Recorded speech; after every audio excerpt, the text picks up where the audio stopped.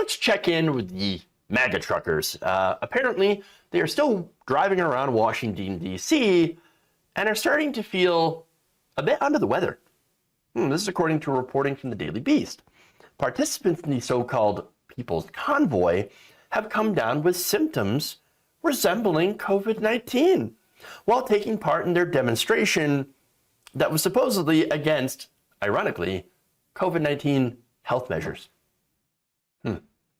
Now, this is according to, again, the Daily Beast, Zachary Petrizzo, who has been following these truckers. Here's what he reported. Today out in Hagerstown, more and more truckers with the People's Convoy have complained about becoming sick with a bad cough. One streamer, OTR Survival, actually ended up going to urgent care. Oh, man. And described the illness as, quote unquote, getting hit by a bus. The report continues.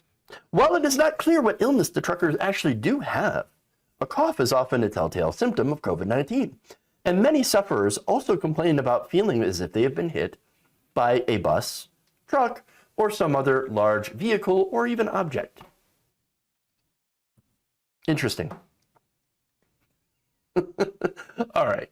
So look, a couple of thoughts here. Number one, I didn't know the truckers were still out there. That's news to me. Look, hey, once, the war in Ukraine, the Russians invaded Ukraine, and all that other stuff, Ketanji Brown Jackson, that confirmation hearing, the truckers just kind of disappeared. I mean, other than the occasional story of perhaps like a lone biker, a bicyclist, that was slowing down the Freedom Convoy, which is always fun. We haven't heard anything about them. Weird. Well, it's almost as if they don't matter at all. So then why am I talking about them? Well, to point out the hilarity. Because, look, the irony here is there are no mask or vaccine mandates federally. And most of the ones that are in the states have been removed. And so, look, what are you protesting against? Is there anything? If you're going to have a anti-COVID lockdown measure or anti-COVID, anti-mask, anti-vax protest, okay, but shouldn't you? I mean, if you're going to protest against those, shouldn't they actually exist first? I'm just saying. Now, so that's the irony, right? And look, secondly, I also wonder why they're out there when gas is really expensive. I mean, that doesn't make any sense. Why would you waste money driving around like a dipshit for no reason? But the biggest irony here is that you're protesting against non-existent COVID health mandates, and then you get COVID. Because unlike the mandates, COVID is very real. If only there was something they could have done that would have prevented getting COVID. Oh, right, we had that. The vaccine. Now look, and the vaccine numbers, this is kind of depressing, honestly. Since the vaccine has been very, very readily available for the vast majority of the American people. In fact, up until recently, the COVID treatment and vaccines and stuff were free. Now, thanks to Republicans blocking federal funding, testing is no longer free. Uninsured people now have to pay out of pocket for the testing and the treatment, which again is going to harm a lot of Republicans, honestly, who have chosen not to be vaccinated. And right now, about 65% of the country is fully vaccinated.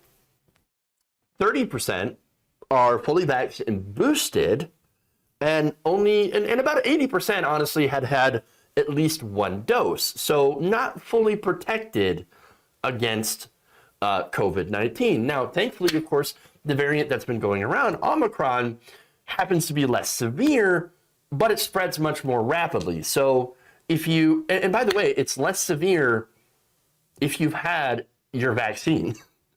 And so it's much less, again, deadly than the Delta variant, but it still poses quite a risk to people who are unvaccinated. And so that's an issue for them. People who are fully vaccinated haven't had to worry as much.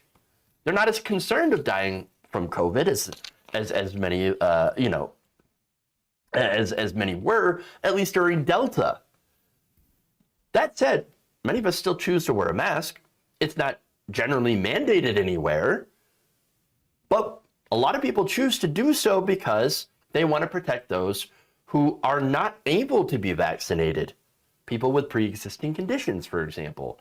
And so now, in this group of truckers, however, I'm going to guess that the majority of them are not vaccinated.